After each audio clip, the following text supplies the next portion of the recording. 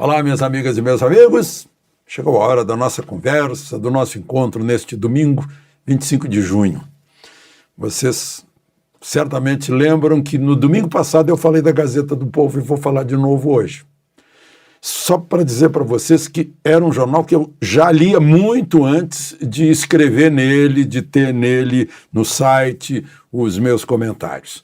Porque era uma necessidade de jornalista ir para uma fonte segura de notícia, uma fonte imparcial, uma fonte que respeita as liberdades, os valores éticos e, sobretudo, tem assim como meta trabalhar pelo país, pelo Brasil, que somos todos nós.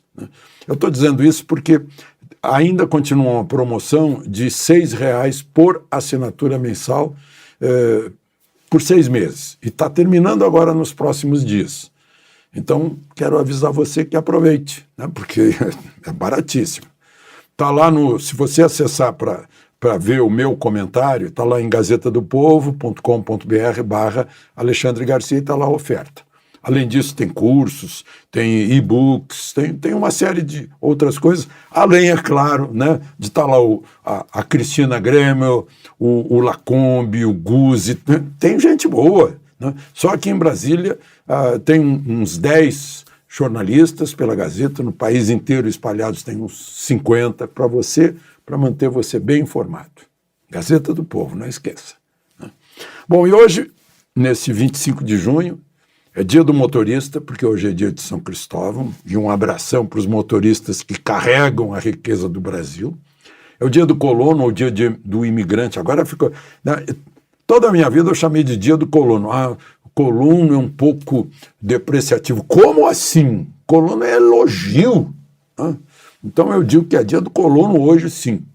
Porque em 25 de junho de 1825 chegaram os primeiros colonos alemães.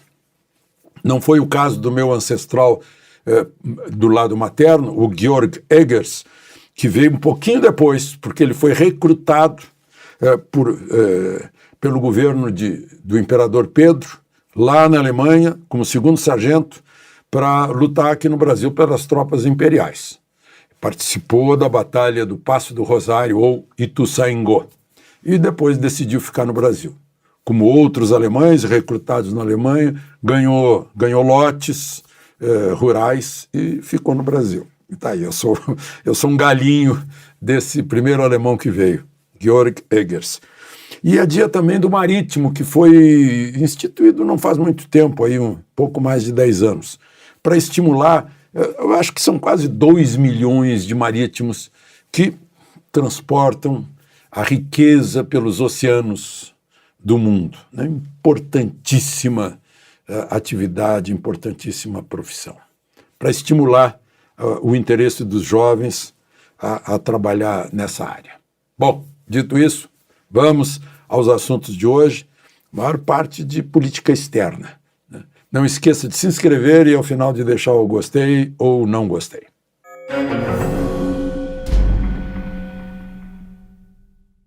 Eu falei em política externa, eu vou começar com a última viagem, né? Que não é a última, né? Porque vai ter mais umas 5, eu acho, 4 ou 5 já estão programadas até o fim do ano.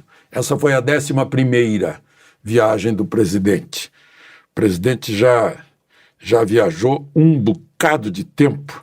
Acaba de voltar da viagem, de mais uma viagem à Europa. Estou vendo aqui na agência Poder 360, Lula completa 31 dias fora do país em 6 meses de governo. Quer dizer, em 6 meses, 1 mês fora do país. Visitou 12 países e deve fazer mais 5 viagens ainda neste ano. Né? Aí fala dos preços, né? Para a China e para os Emirados Árabes o gasto foi 6.600.000, para o Reino Unido 3 milhões. Né? E agora ele teve na França, teve na Itália, e não saiu muito bem, não. Embora a imprensa dos áulicos, né, o pessoal, os cortesãos, estejam dizendo que a reinserção do Brasil no mundo, né, um jornal que começou como extrema esquerda, cujo editor era Jean-Paul Sartre, né? Depois da Chienlit de 1968, né? O Libération, né? Disse que, bem grande, Lula, a decepção. Diz aqui, eu até anotei, a decepção, falso amigo do Ocidente. Né? Será que recebeu Maduro, será que ele não tem conhecimento dos abusos da República Bolivariana do autoritarismo? Lula que conhecíamos era apenas uma miragem. Gente, é ingenuidade de vocês. Vocês acreditaram na conversa fiada, né? Eu não quero chamar de narrativa, não, na invencionice dos áulicos tradicionais que mandam para a Europa a informação, o nosso Lech Walesa. Né? Só que não, né?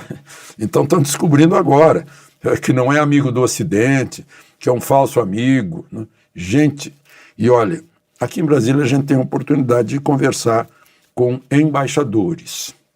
E, meu Deus, o pessoal da Europa não está gostando desse governo.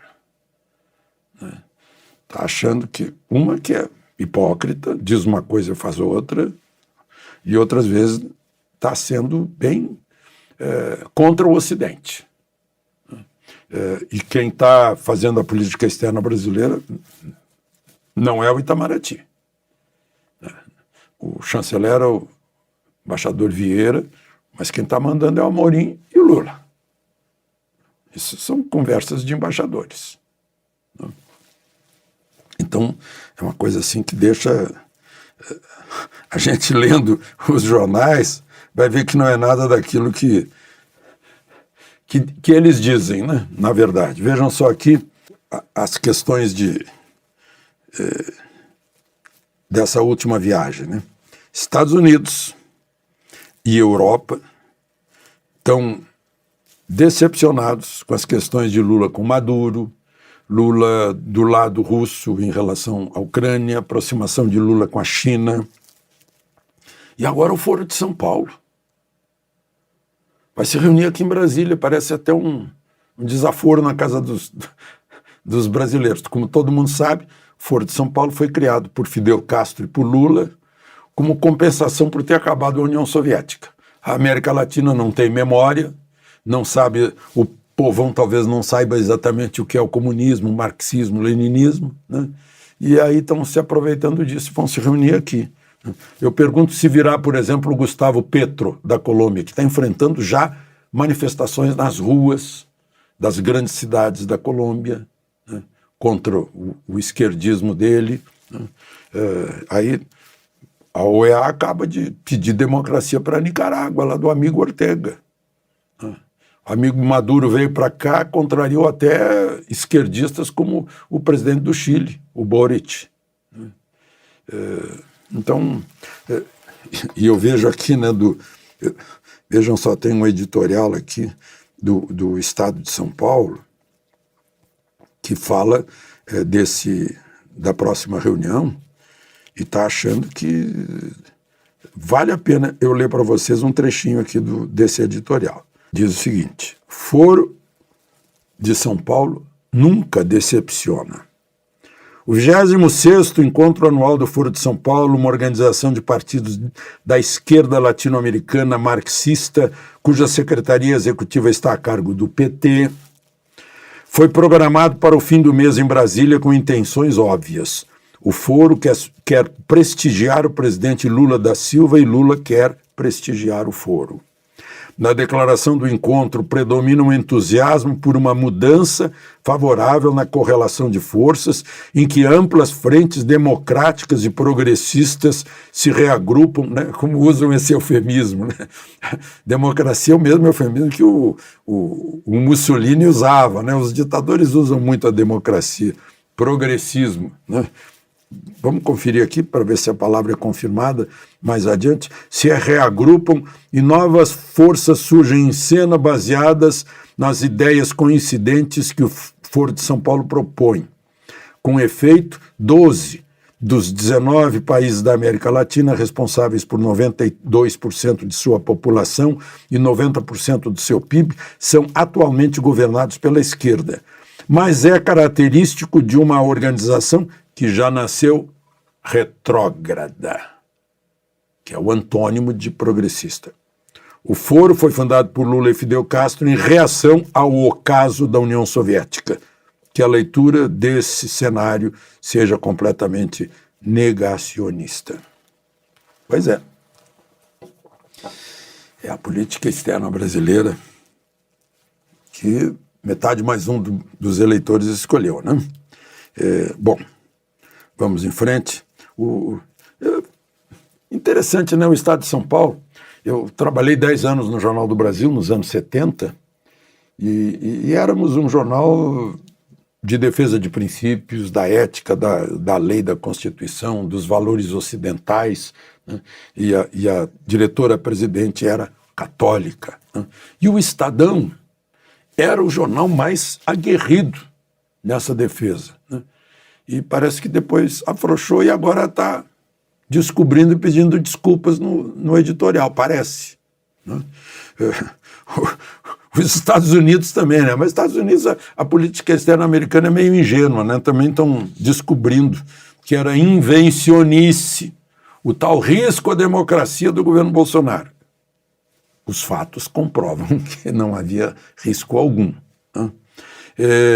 Erraram feio de lado e agora estão descobrindo o óbvio. Aliás, nessa visita à França, eu esqueci de lembrar, né? Foi cancelado na última hora um jantar na casa do príncipe saudita que presenteou Bolsonaro. Última hora ligaram no telefone, não vou. Quem será que engendrou isso? Talvez o Lula não soubesse quando disse, não vou. Ou a Janja não soubesse e falou para ele, não dá para ir, né? Fica mal, né? Porque já estava havendo crítica por aqui, lá na residência oficial dele. Bom, tem um outro editorial do Estadão, logo em seguida, na mesma página, né? Eu resumi aqui, o Estado de São Paulo espera que o colegiado do Supremo faça cessar abusos típicos de regime autoritário. Os outros ministros são responsáveis, não podem fechar os olhos. Não se defende democracia com atropelos judiciais, mas com compromisso com a Constituição Federal. Compete ao Supremo assegurar o fim dos inquéritos abertos e a revisão das decisões neles proferidas. É o resumo que eu faço do editorial que está aqui, que já não dá mais tempo de contar para vocês, mas, em resumo, a essência do editorial do Estadão, de agora, né? Sobre esse assunto. Aí, temos, só para lembrar, nessa semana, o tal julgamento de uma ação do PDT contra Bolsonaro, porque ele convidou embaixadores para ouvir sobre os riscos da segurança das urnas eletrônicas.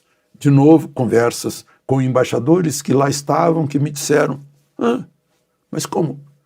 Esse partido político contra o quê? Mas qual foi o crime? O que há de condenável nessa audiência que tivemos com o presidente da República, né? De 3 embaixadores, 2 também estavam lá na audiência com Fachin, presidente do TSE, sobre o mesmo assunto. O que há nisso? É estranho, né? O que a gente vê é que estão querendo fazer com Bolsonaro, assim, meio a fórceps, o que fizeram com fórceps anticonstituição, rasgaram um pedaço da Constituição com Dilma, que não ficou inelegível, embora condenada, como mandaria a Constituição. De Brasília, Alexandre Garcia.